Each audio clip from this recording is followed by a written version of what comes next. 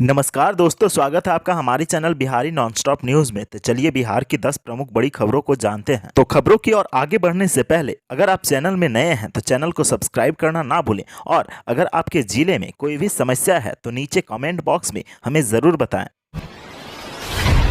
बिहार सरकार की बड़ी कार्रवाई, कई सीओ को किया सस्पेंड, राजस्व विभाग के अन्य अधिकारियों पर भी एक्शन। बिहार सरकार ने राजस्व विभाग के कई अधिकारियों पर एक्शन लिया है। काम में गड़बड़ी करने और अपने सीनियर अफसरों की बात नहीं मानने को लेकर इन अफसरों के ऊपर कार्रवाई की गई है। कई अंचलों के अधिकारियों पर सरकार ने एक्शन लिया है। बिहार में इस महीने राजस्व विभाग के लगभग दर्जन भर क्षेत्रीय अधिकारियों के खिलाफ कार्रवाई की गई है। कई अफसरों को निलंबित किया गया है, जबकि कई अधिकारियों को निंदन की सजा दी गई है। किशनगंज जिला के दिघल बैंक की अंचलाधिकारी श्वेता राज को सस्पेंड किया गया है। इसी तरह बक्सर के सिमरी के सीओ अनिल कुमार और बेगूसराय जिले के बछवाड़ा के सीओ नेहा कुमारी को निलंबित किया गया है। इनके ऊपर काम में लापरवाही बरतने और अपनी मर्जी से काम करने का आरोप है। इसी तरह पटना सदर के वर्तमान सीओ जितेंद्र कुमार पांडे को निंदन की सजा मिली है। इनके ऊपर आरोप है कि इन्होंने आदापुर में सीओ रहने के दौरान बिना अतिक्रमण हटाए अतिक्रमण मुक्ति की रिपोर्ट दे दी थी। दरभंगा जिला के बहेड़ी के तत्कालीन सीओ विमल कुमार कर्ण पर आरोप लगा है कि उन्होंने लोक शिकायत निवारण अधिनियम के तहत पारित 9 आदेशों को लागू नहीं किया है। पटना में जयप्रभा मेदांता हॉस्पिटल का शुभारंभ, सीएम नीतीश ने किया उद्घाटन। बीते शनिवार को पटना के super speciality hospital Jayaprabha Medanta का उद्घाटन हुआ। मुख्यमंत्री नीतीश कुमार ने 500 बेड वाले इस सुपर स्पेशलिटी हॉस्पिटल का उद्घाटन किया। उद्घाटन कार्यक्रम में मुख्यमंत्री के साथ बिहार के डिप्टी सीएम तारकिशोर प्रसाद, स्वास्थ्य मंत्री मंगल पांडे, मेदांता के चेयरमैन डॉक्टर नरेश त्रेहन समेत अन्य लोग भी उद्घाटन समारोह में मौजूद रहे। उद्घाटन के बाद मुख्यमंत्री नीतीश कुमार ने बताया कि बिहार में जयप्रभा मेदांता अस्पताल की शुरुआत बहुत खुशी की बात है। इसके लिए सरकार पिछले कई सालों से प्रयासरत थी। जयप्रकाश नारायण की भी इच्छा थी कि बिहार में एक कैंसर स्पेशलिटी का अस्पताल शुरू हो।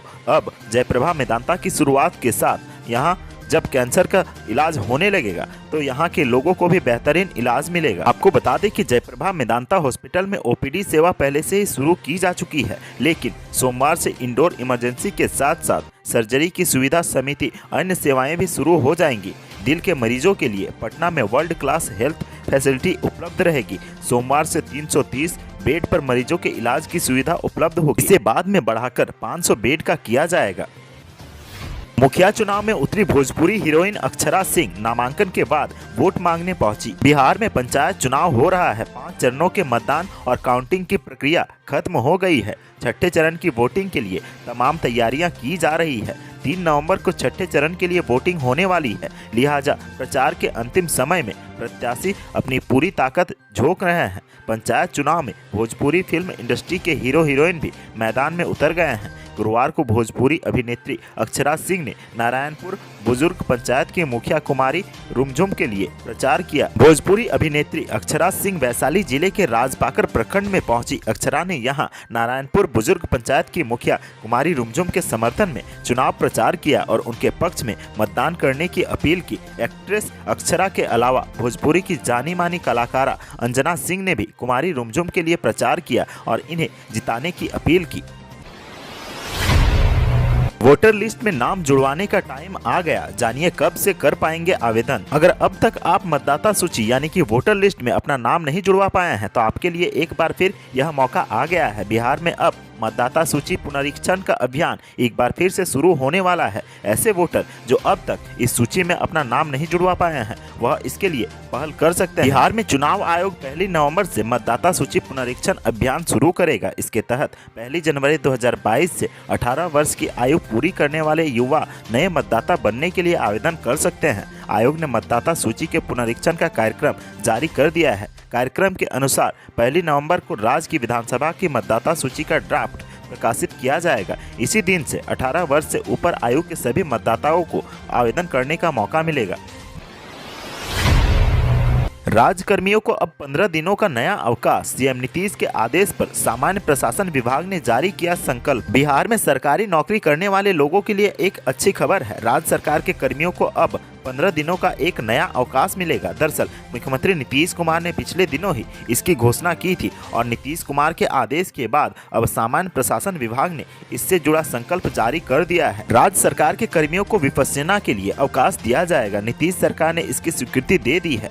सामान्य प्रशासन विभाग ने गुरुवार को इसका संकल्प भी जारी कर दिया है। पटना के बुद्ध स्मृति पार्क में संचालित विपश्यना पाठ्यक्रम में भाग लेने के लिए राज्य कर्मियों को अधिकतम 15 दिनों का विशेष अवकाश दिया जाएगा। इस केंद्र का संचालन पाटलिपुत्र विपश्यना ट्रस्ट की तरफ से किया जाता है। यह पूरा पाठ्यक्रम 10 दिनों का होता है। सरकार यह मानकर चल रही है कि विपश्यना करने से सरकारी कर्मियों की कार्यक्षमता पर सकारात्मक असर होगा। कर्मियों के व्यक्तित्व और अंतर विभागीय संबंधों में सुधार के साथ साथ समेकित गुणात्मक सुधार होंगे।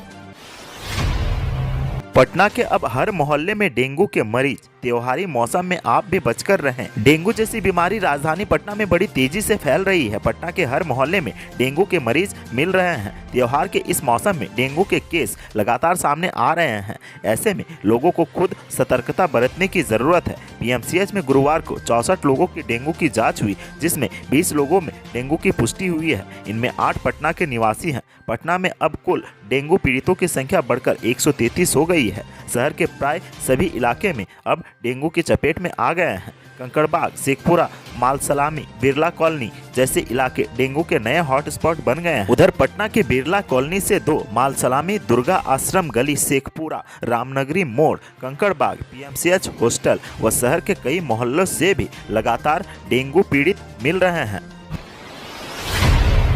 शिशु मृत्यु दर में बिहार के आंकड़े देश से बेहतर। 10 वर्षों में 23 अंकों की आई कमी। सैंपल रजिस्ट्रेशन सर्वे की रिपोर्ट के मुताबिक बिहार में शिशु मृत्यु दर 29 प्रति 1000 हो गई है, जो कि राष्ट्रीय औसत से भी कम है। राष्ट्रीय औसत अब भी 30 अंक पर स्थिर है। पिछली रिपोर्ट पर गौर करें तो वर्ष 2017 में बिहार में शिशु मृत्यु दर 35 प्रति 1000 हो गई थी, जो कि वर्ष 2019 से घटकर 29 प्रति 1000 हो गई है। बिहार के स्वास्थ्य मंत्री मंगल पांडे ने कहा है कि बिहार का स्वास्थ्य विभाग लगातार स्वास्थ्य सेवा को बेहतर कर रहा है।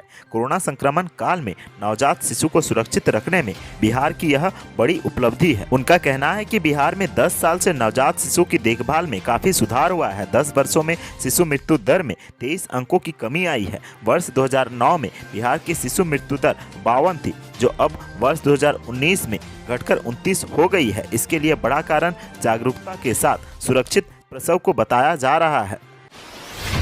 बिहार की 103 प्राइवेट लिमिटेड कंपनी होगी बंद। कंपनी रजिस्ट्रार ने रद्द किया रजिस्ट्रेशन। भारत सरकार के केंद्रीय कंपनी के मामलों के मंत्रालय ने बिहार से चल रही कंपनियों के खिलाफ बड़ी कार्रवाई की है। बिहार से निबंधित करीब 103 प्राइवेट लिमिटेड कंपनियों को विभिन्न वजहों से बंद करने का आदेश दिया गया है। इन कंपनियों को बंद करने के पीछे कई तरह की वजह बताई जा रही है। कुछ कंपनी दूसरी कंपनी की आड़ में चलाई जा रही थी, तो कुछ कंपनी का काम कोरोना काल में ठप पड़ गया था। कोरोना काल की वजह से बड़ी कंपनी द्वारा लगाई गई इकाई में उत्पादन शुरू नहीं हो पाया था। कंपनी रजिस्ट्रार की ओर से पहले ही कई बार इन कंपनियों के प्रबंधन से स्पष्टीकरण मांगा जा चुका है, लेकिन कहीं से कोई संतोषजनक जवाब नहीं आया। इसके बाद इन कंपनियों का रजिस्ट्रेशन रद्द कर दिया गया है। इसके लिए पटना स्थित कंपनी रजिस्ट्रार ने इन कंपनियों के रजिस्ट्रेशन को लेकर आदेश निकाल दिया है। आदेश में कहा गया है कि ये कंपनियां तय प्रावधानों के तहत कंपनी मामलों के मंत्रालय को रिपोर्ट नहीं कर रही थी। इस आदेश के बाद अब ये कंपनियां अपना संचालन नहीं कर पाएंगी। ये कंपनी अपने नाम पर किसी तरह का पत्राचार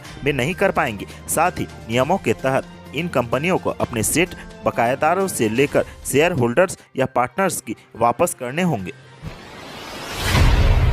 कोविड प्रोटोकॉल के तहत होगा कार्तिक पूर्णिमा स्नान, जाने प्रशासन की पूरी तैयारी। बिहार के हाजीपुर जिले में कार्तिक पूर्णिमा स्नान की तैयारियों को लेकर शुक्रवार को अपर समाहर्ता ने अपने कार्यालय कक्ष में संबंधित विभागों के पदाधिकारियों के साथ बैठक की। डीएम उदिता सिंह के निर्देश पर अपर समाहर्ता जितेंद्र प्रसाद शाह की अध्यक्षता में हुई बैठक में इस वर्ष कोविड प्रोटोकॉल का पालन कराते हुए शांतिपूर्ण तरीके से कार्तिक पूर्णिमा का स्नान संपन्न कराने के मुद्दे पर चर्चा की गई। अपर समाहर्ता ने घाटों पर की जाने वाली व्यवस्था, सड़कों की साफ सफाई, प्रकाश की व्यवस्था एवं यातायात परिचालन को लेकर पूर्व में हुए बैठक में दिए गए निर्देश के आलोक में अब तक की गई तैयारियों की समीक्षा कार्यपालक पदाधिकारी नगर पार्षद हाजीपुर ने बताया कि सभी स्नान घाटों की सफाई, घाटों पर कूड़ेदान की व्यवस्था, घाटों पर बैरिकेडिंग कराने, सीढ़ी का निर्माण कराने, सभी घाटों एवं उसके पहुंच पथ पर प्रकाश की व्यवस्था कराने तथा घाटों पर चेंजिंग रूम की व्यवस्था कराने का कार्य किया जा रहा है। अपर समाहर्ता ने कार्यपालक अभियंता डूडा के कोनहारा घाट से सीढ़ी घाट तक समतल कच्ची सड़क का निर्माण कराने तथा पुल घाट तक बैरिकेडिंग कराने का निर्देश दिया था। 8 सांसदों ने फर्जी जाति प्रमाण पत्र बनवाकर लड़ा चुनाव। जीतनराम मांझी ने इन नेताओं पर लगाए गंभीर आरोप। हिंदुस्तानी आवाम मोर्चा के राष्ट्रीय अध्यक्ष एवं पूर्व मुख्यमंत्री जीतनराम मांझी ने आरोप लगाया है कि देश के 5 सांसद फर्जी जाति प्रमाण पत्र बनाकर अपने क्षेत्र में सांसद बने हुए हैं। लोकसभा, विधानसभा, जिला पार्षद, पंचायत समितियों व निकाय के अन्य चुनावों में फर्जी जाति प्रमाण पत्र के आधार पर निर्वाचित सदस्यों की सदस्यता रद्द कराने के लिए राष्ट्रीय स्तर पर आयोग के गठन किया जाए। जीतनराम मांझी ने सभी की सदस्यता रद्द कर सभी के खिलाफ एफआईआर दर्ज कराकर कार्रवाई कराने की भी मांग की है। वे बुधवार को नई दिल्ली के कॉन्स्टिट्यूशन क्लब में पार्टी के राष्ट्रीय कार्यकारिणी की बैठक के बाद मीडिया को संबोधित कर रहे थे। तो आज की सुर्खियों में बस इतना ही। बिहार से जुड़ी खबरों के लिए सब्सक्राइब करें हमारे चैनल को और साथ ही साथ अपने दोस्तों और रिश्तेदारों में शेयर करना ना भूलें। धन्यवाद।